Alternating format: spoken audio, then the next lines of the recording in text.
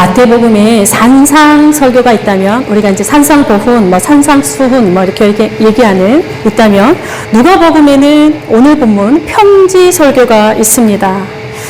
평지 설교가 산상 설교에 비해서 4분의 1가량 분량밖에 안 됩니다. 그런데도 이 둘은 닮은 듯 다르고 다른 듯 닮은 꼴로 이제 존재하고 있습니다. 둘 다 시작은 복선언입니다. 그리고 마지막은 건축자의 비유로 끝나고 있습니다. 그 사이에 있는 배열도 같습니다. 비슷합니다. 다른 점은 산상설교는 이제 팔무리가 잘 아는 팔복, 그것을 구복이라고 하기도 하고, 뭐 통으로 뭐 한 개의 복이다, 하나님 나라의 복을 8가지로 표현한 것이다, 뭐 이렇게 얘기하기도 하는데, 어쨌든 마태복음에 나와 있는 산상설교는 복으로 시작을 합니다. 그리고 복만 나와 있습니다. 근데 오늘 이 누가의 평지설교는 저주가 포함되어 있습니다. 요게 다릅니다.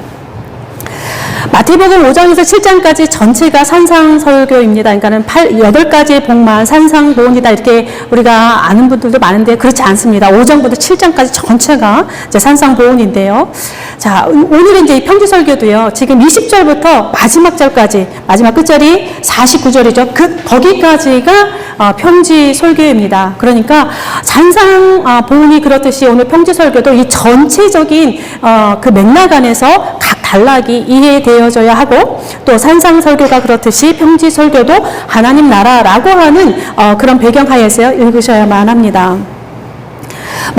마태에서는 산으로 올라가십니다. 근데 오늘은 산에서 내려오셔서 하는 설교입니다. 그래서 마태의 것은 산으로 올라가셨잖아요. 이제 산 위에서 하는 설교라 하고, 지금 내려오셨습니다. 산에서 기도하시고 제자들을 이제 선택하시고 내려오셨어요. 그러니까 이제 평지에서 하신 설교다 해서 평지 설교라 그렇게 이름이 붙여졌습니다.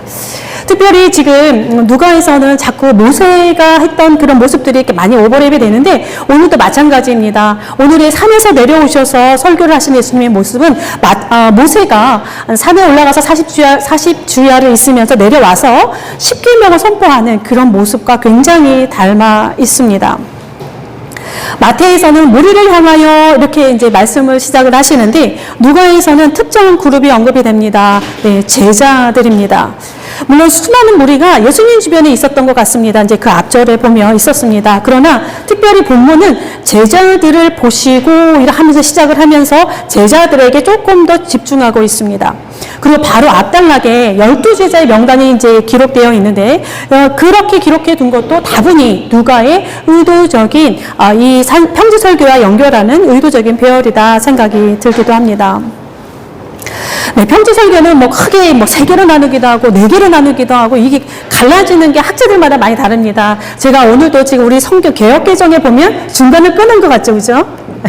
끊은 것 같은데, 거기가 또 끊어지는 것이 헬라어 원서에는 또 거기서 끊어지고 있습니다. 그러니까 이 끊어지는 게 많이 좀 다르긴 합니다. 근데 어쨌든 저희는 이제 크게 3개로 나눴을 때, 오늘 이제 사복사화의 그 부분, 그 다음에 원수사랑에 대한 부분들을 저희가 함께 보고자 합니다.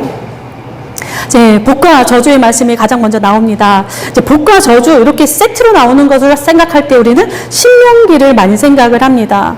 네, 가나안 땅에 들어가기 직전에 모세가 이제 이스라엘 백성들에게 신신당부하는 그런 말씀 중에 하나가 이제 이 복과 저주의 선포입니다. 굉장히 중요한 그런 저기로 자리 잡고 있습니다. 신명기 말씀에.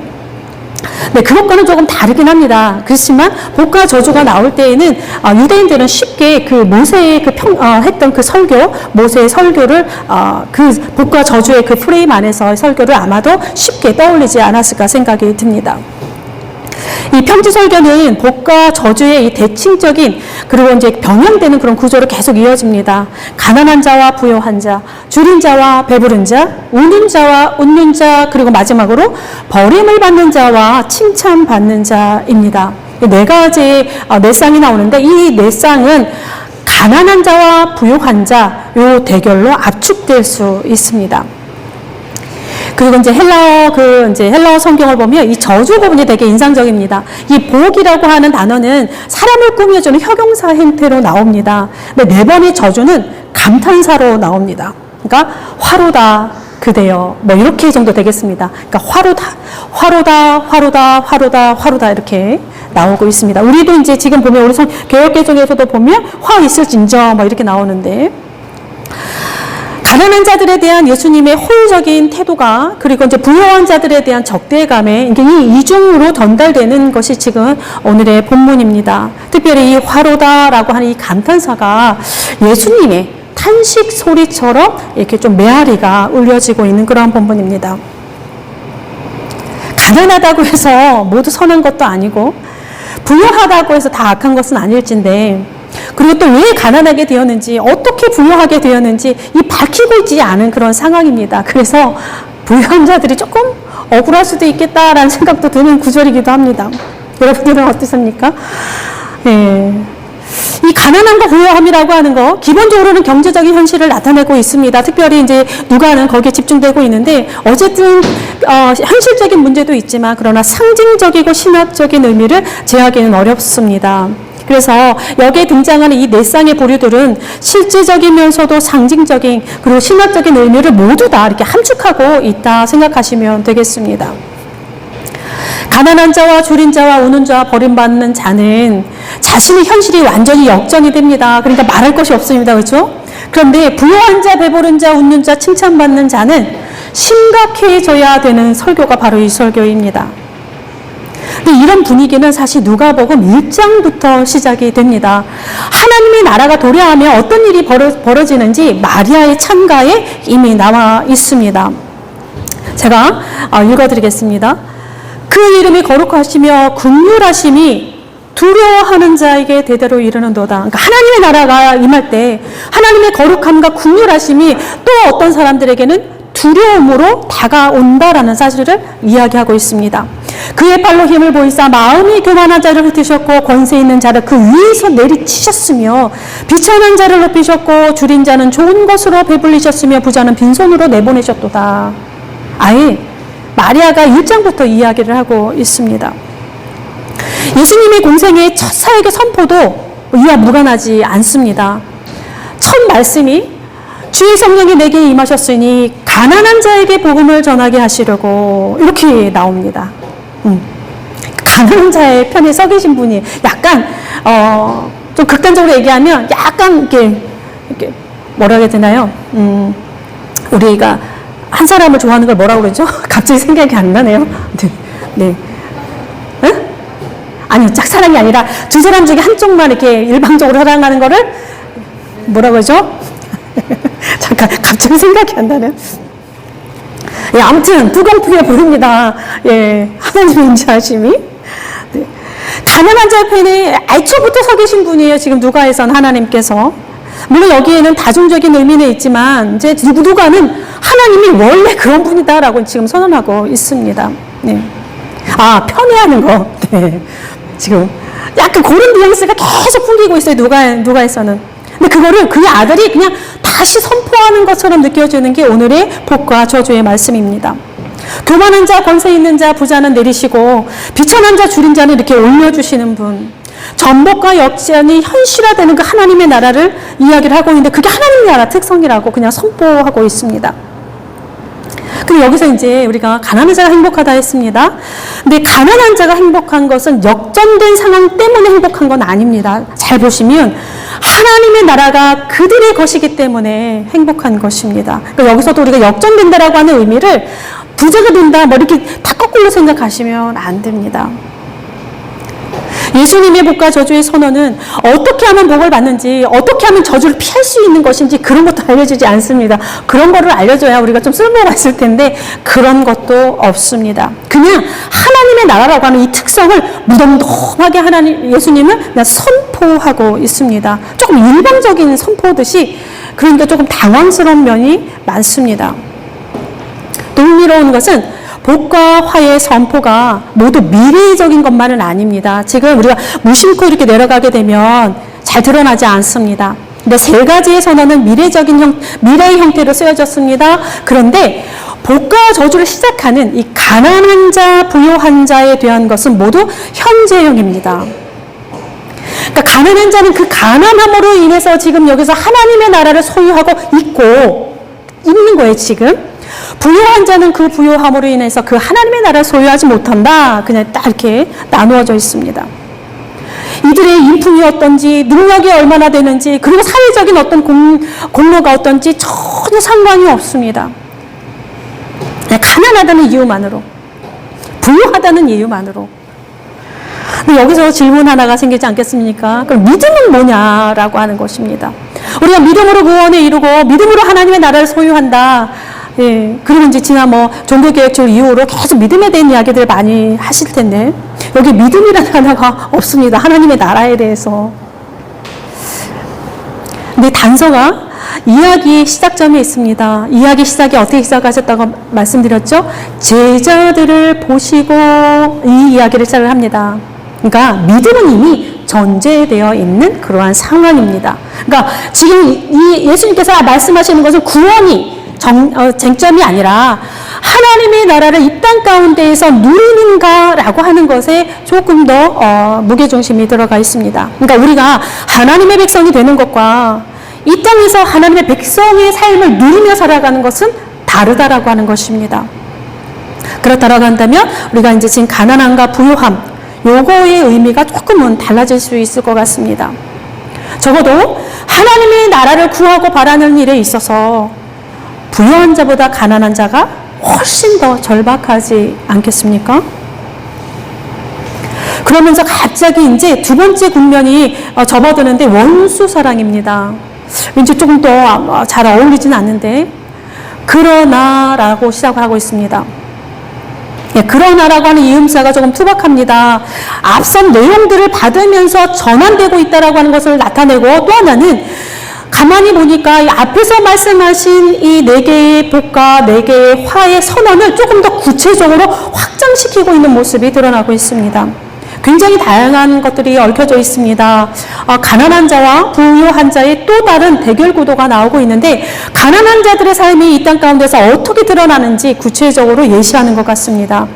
학자들은 평지 설교의 노른자위가 여기다라고 이야기를 합니다. 이게 원수사랑이 있다. 그러니까 앞에 막 복선언이 있는 거 그게 아니라 이 평지 설교는 전체라고 말씀드렸죠. 끝절까지 평지 설교의 노른자위는 바로 이 원수사랑에 있다라고 얘기합니다. 그러니까 원수사랑이다라고 이제 사랑하라라고 하는 표제를 우리가 달고 있습니다. 내용은 근데 상당히 이것저것 많습니다. 근데 저는 좀 이것들을 이렇게 표현해 보겠습니다. 이 전체적인 모습을. 나를 힘들게 하는 사람들을 향하여, 예, 온통 그런 사람들 뿐이에요. 이 본문은. 내게 좋은 사람은 아무도 없습니다. 다 합력하여 일심으로 나를 힘들게 하는 사람들 뿐이에요. 지금 계속 읽었던 본문들이. 원수 사랑의 말씀으로 시작을 하지만 이 원수들이 어떻게 나옵니까? 나를 미워하는 자, 나를 저주하는 자, 나를 모욕하는 자, 내 뺨을 치는 자, 내 겉옷을 빼앗는 자들이에요. 이게 쭉 나오고 있지 않습니까? 그런데 또 가만 보아하니까 여기서 나열된 이 원수들의 모습들은 그들이 행했던 그 악한 모습들은 예수께서 당하신 그런 고난과 같습니다. 또한 원수사랑이라고 하는 것은 예수님의 삶의 표지였음을 우리는 두말할 나위 없이 알고 있습니다. 그러기에 이 사복사화 그리고 원수사랑의 이 첫 번째 말씀은 대상자는 바로 예수 그리스도 자신이었을 것입니다. 전체 메시지는 황금률로 마무리됩니다. 우리가 31절을 황금률이라 합니다. 남에게 대접을 받고자 하는데도 너희로 남을 대접하라.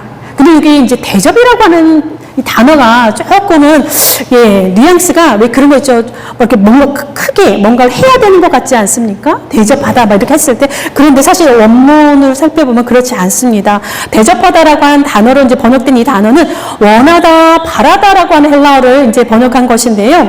내가 타인에게 바라는 대로, 이거는 꼭 이제 큰 거 작은 거 떠나서 그냥 어쨌든 마음으로나 겉으로나 다 포함해서 내가 타인에게 바라는데요. 저 사람이 나한테 이렇게 해줬으면 좋겠어.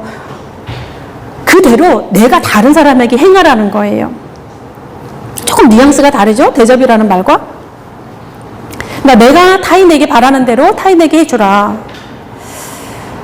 이 말로 이제 막 이렇게 집중되어 있는데 이 문구는 사실 성경에만 나와 있는 문구는 아닙니다.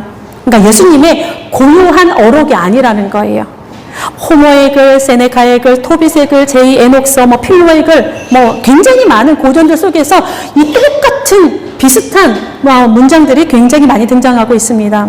근데 많이 등장하니까 기독교에서 하는 것이 있습니다. 어떻게 해서든 이 부분을 좀 차별화시키려고 많이 애를 쓰시는 모습들이 많이 드러납니다. 그 중에 하나가 예수의 말씀은 그것들보다 다른 점이 있는데 그것은 긍정적인 형태로 쓰였다. 적극적인 사랑의 형태로 쓰였다. 이렇게 합니다. 그리고 구약의 이웃사랑의 개념을 훌쩍 뛰어넘어 단순히 이웃이 아니라 원수까지 사랑하라고 하는 것까지 나아간다. 이제 이렇게 해석들을 합니다. 그러니까 예수님의 고유한 어록이다라고 하고 싶은 거예요. 고유하고 특별하다라고 이제 하고 싶은 그런 마음들이 드러납니다. 네, 맞긴 맞습니다. 틀린 건 아니지만, 근데 예수님의 어록은 대부분 당시 평범한 사람들의 삶의 현장을 기반으로 하는 것이 많습니다. 그러니까 익숙한 것에서 가져오는 것이 많습니다. 예수님의 것들은. 자, 게다가 이미 널리 퍼져 있는 보편적인 그리고 일반적인 통찰력들도 예수님이 많이 사용을 하십니다.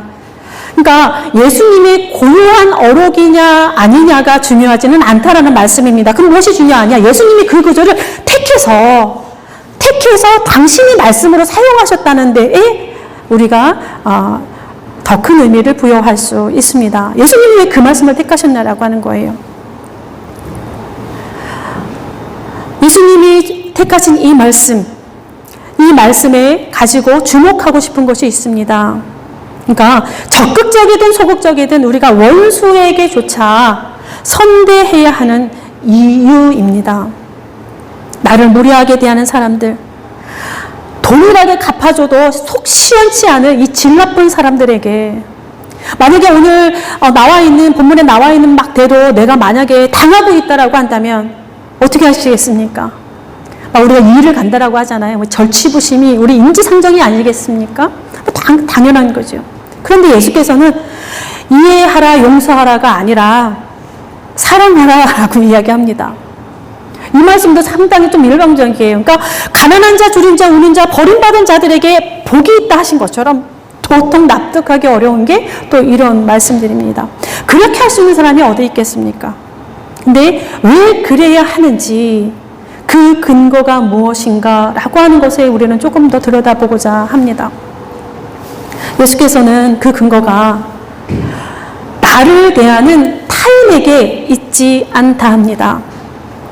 우리가 그렇게 살아내야 하는 그 명분은 누구에게 있느냐?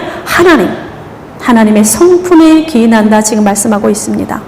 그러니까 인간관계에 대한 우리의 태도가 그러니까 나를 사랑하든지 나를 힘들게 하는 사람이든지 그 관계에 대한 것들 그런 우리의 태도가 타인의 조건과 나의 어떤 심리 상태가 아니라 하나님에 의해서 조율된다라고 하는 점에서 굉장히 독특함이 있습니다. 그러니까 남에게 바라는 대로 남에게 해주라고 하는 이 구절, 너의 아버지의 자비로우심과 같이 너희도 자비로운 자가 되라 라는 구절과 짝을 두고 있습니다. 자비로우신 하나님의 자비, 은혜를 모르는 자나 악한 자에게도 동일하게 인자한 분이다 라고 설명을 하면서 하나님의 자비가 보편적이다, 그게 네 아버지야 라고 지금 말씀하고 있습니다. 우리의 아버지가 그러하시니 너희도 그러해야 마땅하다 지금 예수님 말씀하고 있습니다. 굉장히 억울하게 들리는 구절이기도 합니다. 때로는. 게다가 더 억울한 건 무엇인지 아십니까? 타인이나 하나님이나 그렇게 해도 내게 적절한 다른 보상을 해줄 것이라고 하는 약속은 별로 나타나지 않습니다. 복선에 보면 기뻐하라 하늘 상이 큽니다. 이 정도이지. 네. 그것과 상관없이 너에게 어떤 보상이 임하든 안 임하든 그것과 상관없이 너의 아버지가 그러하시니 너희도 그러해야 한다 지금 말씀하고 있습니다. 나를 힘들게 하는 사람들에게 초점이 맞춰지는 것이 아니라 내가 얼마나 상처를 입었는지 그것을 살피면서 거기에 계산기를 두드리기 위해서 머무는 것이 아니라 세상이 요구하는 방식이나 나를 힘들게 하는 사람들의 그 행동 방식에 내가 어떻게 대응할까가 아니라 내가 누구인가, 나의 아버지가 어떤 분인가 라고 하는 질문으로 우리의 마음과 생각을 확 끌어당기고 있습니다. 그래서 누가는 지극히 높으신 이의 자녀가 될 것이다 라고 하는 것으로 우리의 주의를 돌리고 있습니다. 누가의 서론에서부터 1장부터 굉장히 중요하게 등장했던 단어가 뭐냐면 지극히 높으신 이라고 하는 단어입니다. 예수님을 일컬어 지극히 높으신 이의 아들이라 일컬어질 것이요. 이게 1장에서 나옵니다. 또 마리아에게 지극히 높으신 이의 능력으로 너를 덮으리니, 또 세례 요한을 향해서 지극히 높으신 이의 선지자라. 굉장히 중요한 포인트마다 지극히 높으신 이가 등장하고 있습니다. 그리고 오늘 본문에서 그렇게 원수를 사랑하는 아버지가 자비하신 같이 자비롭게 그렇게 사랑하는 자를 지극히 높으신 이의 아들, 그러니까 지극히 높으신 이의 아들이 누굽니까? 예수 그리스도인데 그의 아들과 똑같게 해주겠다. 예수님의 지경까지 우리를 지금 상승시키고 있습니다.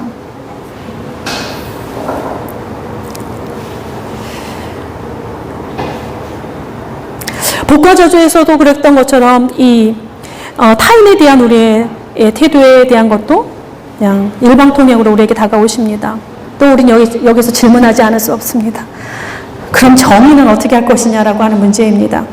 당하는 사람만 계속 당해야 되고 짓밟히는 사람만 계속 망가져야 하는가? 하나님의 나라가 의와 평강과 희락이라 했는데 그 의는 어디 갔는가라고 하는 문제입니다. 모든 사람이 받아 마땅한 것을 공평하게 누릴 수 있을 때 우리는 정의라 말합니다. 그게 보상이든 처벌이든 같아야 합니다. 그래야 우리가 공의로운 나라다 그렇게 말할 수 있지 않겠습니까? 그런데 평지 설교에서의 공의는 다른 차원에서 다뤄집니다. 아까 제자들을 보시고 믿음이라고 하는 것을 이제 기본적으로 깔고 간다고 했죠. 그러니까 윤리적이고 사회적인 차원이 아니고 지금 하나님 나라의 공동체적인 차원에서 그 의가 실현되고 있는, 그러니까 사랑의 완성이라고 하는, 사랑의 성취라고 하는 관점에서 다뤄지고 있습니다. 그래서 이 본문을 문자 그대로 사회법적인 차원에 끌고 와서 우리의 일생에 그대로 들이대고자 하면 조금은 어려워지는 부분들이 굉장히 많습니다. 게다가 자신의 필요에 따라서 가해자의 입장에 따라서 문자 그대로 이용해서도 결코 안 됩니다. 무엇을 보아야 하느냐? 예수님의 말씀이 가진 특유의 이중성입니다. 특별히 누가가 표현하는 하나님, 전반 우리가 서론 부분에도 말씀드렸습니다. 어디에 계신 분? 약자 편에 계신 분, 가난한 자의 편에 서 계신 분이라고 계속 지금 강조하고 있습니다. 그렇다라고 한다면 이 말씀은, 이 평지설교의 말씀, 사복사화에서 시작이 돼서 원수사랑에 대한 이 말씀은 피해자가 아닌 가해자들을 향해서 더 세차게 달려가고 있는 것도 우리가 발견할 수 있어야 합니다. 가난한 자, 줄인 자, 우는 자, 버림받은 자 편에 서 계신 분이 누구입니까? 바로 예수 그리스도라고 하는 사실을 계속 이야기를 하고 있고, 그 예수 그리스도께서 그 낮은 곳에서 이들의 손을 굳게 잡으시면서 하나님의 나라를 바라보며 바보같이 살라고 지금 말씀하고 계시는데, 동시에 반대편에 서 있는 이 못된 짓을 하는 사람들, 다른 사람의 삶을 착취하는 이들에게도 동일한 메시지가 지금 주어지고 있다는 사실입니다. 그 가해자들을 향해서 화로다 너여 지금 말씀하고 있다는 것도 기억해야 합니다. 그러니까 하나님이 더 강력하게 경고하시는 심판의 메시지, 그러니 가난한 자, 우는 자, 줄인 자들에게 손을 잡으면서 하나님의 나라를 기억하고 소망하면서 바보같이 살라 하지만, 지금 그것을 행하는 이 악한 자들에 대해서는 심판이 있음을, 하나님의 나라가 임하면 이 역전되는 이 하나님의 나라를 반드시 기억하라라고 말씀하시는 그 심판의 메시지가 있음도 우리가 잊지 말아야 할 것입니다. 우리가 다른 사람에게 바라는 대로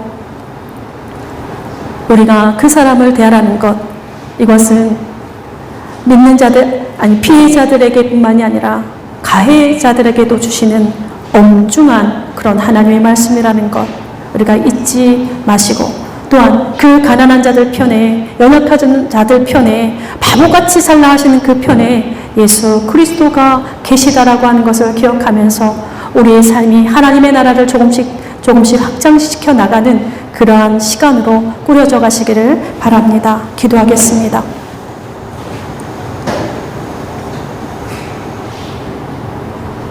은혜를 모르는 자에게도 악한 자에게도 자비하신 하나님, 은혜를 모르는 자와 악한 자가 우리가 아닙니까?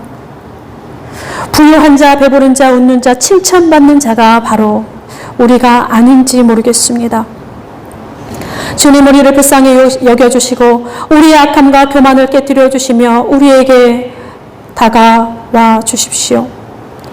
말씀과 생각을 주의 말씀으로 새롭게 하시고 삶이 주의 다스림 안에서 즐거워할 수 있도록 도우시며 하나님의 형상을 가진 모든 사람들을 소중하게 여기는 자가 되게 하옵소서. 주의 나라에 목이 마릅니다. 하나님의 다스림에 온전히 사로잡히고 싶습니다.